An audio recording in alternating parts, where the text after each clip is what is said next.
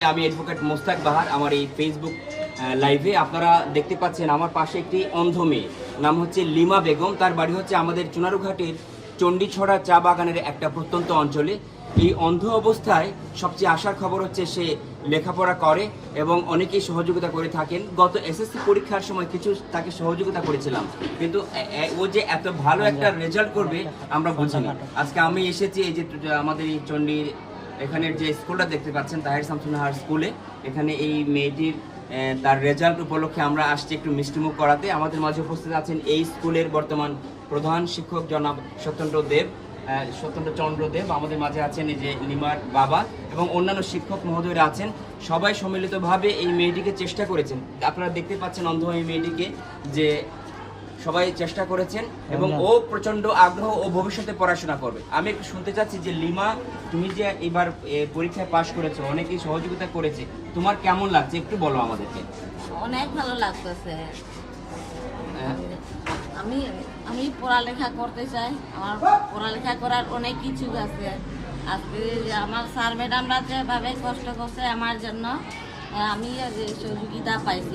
আমার স্যার ম্যাডামরা যদি কষ্ট না করতো তাহলে আমি কি পাস করতে পারতাম না। কারণ যেহেতু আমার স্যার ম্যাডামরা কষ্ট করছে দেখে তো আমি পরীক্ষায় পাস করছি। তারপরে আঙ্কেল যে আমাকে যে পরীক্ষার যে টাকা দিচ্ছে, আঙ্কেল অনেক অনেক ধন্যবাদ জানাই। আমি পড়াশোনায় করতে চাই, আপনাদের কাছে আরও আমি সহযোগিতা চাই। আপনারা আমার জন্য আশীর্বাদ করবেন, দোয়া করবেন আর আমাকে সহযোগিতা করবেন, এ বলে আমি বক্তব্য শেষ করছি। আচ্ছা, তুমি চশমাটা খুলবা দেখি একটু, তোমার চশমাটা তোমার খুব দামি একটা চশমা, খুব সুন্দর একটা চশমা, খুব ভালো লেগেছে।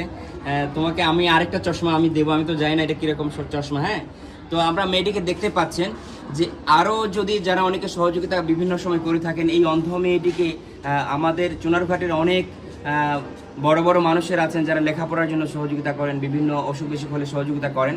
যদি কেউ করে থাকেন তো আমার সাথে যোগাযোগ করবেন, আমি আপনাদের এই সহযোগিতাটা পৌঁছে দেওয়ার চেষ্টা করব এই লিমা বেগমকে। লিমা বেগমের বাবা এখানে, তিনি একজন সাধারণ মানুষ, খুব বেশি আর্থিক অবস্থা ভালো না। আমি এই ব্যাপারে লিমার যে শিক্ষক, সরাসরি শিক্ষক, যে এই স্কুলের প্রধান শিক্ষক জনাব সত্যেন্দ্র বাবুকে কিছু বলার জন্য আমি অনুরোধ করছি। ধন্যবাদ। আসলে আমার শিক্ষকতা জীবনে এটা বড় একটা অভিজ্ঞতা, বড় অর্জন যে দৃষ্টি প্রতিবন্ধী একটি মেয়ে এসএসসি পাস করেছে। আমি আমার শিক্ষকতার জীবনে এরকম কোনো ছাত্রী পাইনি।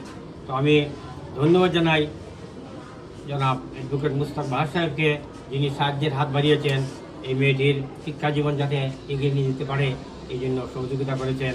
সাথে সাথে আমার স্কুলের শিক্ষক মণ্ডলীকে ধন্যবাদ জানাই যারা এই মেয়েটির লেখাপড়ার ব্যাপারে অনেক চেষ্টা করেছেন এবং সে যাতে ভবিষ্যতে আরও এগিয়ে যেতে পারে।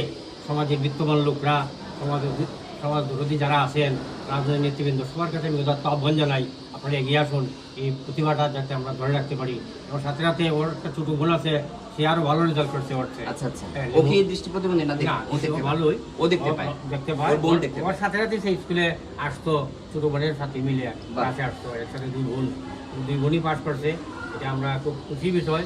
আর যেহেতু পরিবারটা দরিদ্র, সবাই যদি সহযোগিতা করেন আমরা এগিয়ে আসি তাহলে ভবিষ্যতে আসে আরও ভালো করবে, এই আশাবাদ ব্যক্ত করছি। ধন্যবাদ। আসলে এই লিমা বেগমের আজকের এই সফলতার পেছনে সবচেয়ে বেশি যে অবদান তার বাবা আছেন এবং তার শিক্ষকরা। তো আমি এসেছি যে আমাদের এই পক্ষ থেকে সামান্য একটু মিষ্টিমুখ করাবো আমাদের শিক্ষক মহোদয় এবং লিমাকে। লিমা, তুমি প্রথমে তোমার স্যারকে মিষ্টি খাওয়াও। হ্যাঁ, তোমাকে একটা মিষ্টি আমি খাওয়াই, স্যার আমি খাওয়াই। নাও নাও নাও, না হাত দিয়ে নিয়ে নাও, এখন হাত দিয়ে নিয়ে নাও। স্যারকে আমি খাওয়াই আসলে। Thank you, welcome welcome. আপনি তোমার মিষ্টি লিমার বাবারে খাওয়াচ্ছি। হ্যাঁ হ্যাঁ,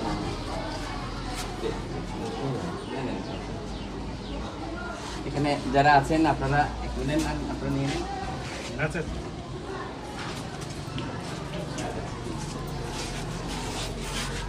লাগবে না, তত লাগবে না। ধন্যবাদ সবাইকে যে এই লিমা বেগমের সাথে আমি তো আছি এবং আমি বিশ্বাস করি যে আমার যারা ফ্যান ফলোয়ার আছেন ফেসবুকের মাধ্যমে, ইউটিউবের মাধ্যমে, আপনারাও সহযোগিতা করবেন এই লিমা বেগমকে। এবং আমাদের এই লিমা বেগমের মতো কিন্তু অনেক প্রতিবন্ধী আছে এবং অনেক গরিব, অসহায়, নিঃস্ব অনেক বাচ্চা কাচ্চারা আছে, পড়াশোনা করতে পারছে না। তো সবাইকে আমি এই আহ্বান জানাচ্ছি যে আমরা যদি পাশে দাঁড়াই তাহলে আমাদের এই চুনারুঘাট, আমাদের এই দেশটা অনেক সুন্দর হয়ে উঠবে।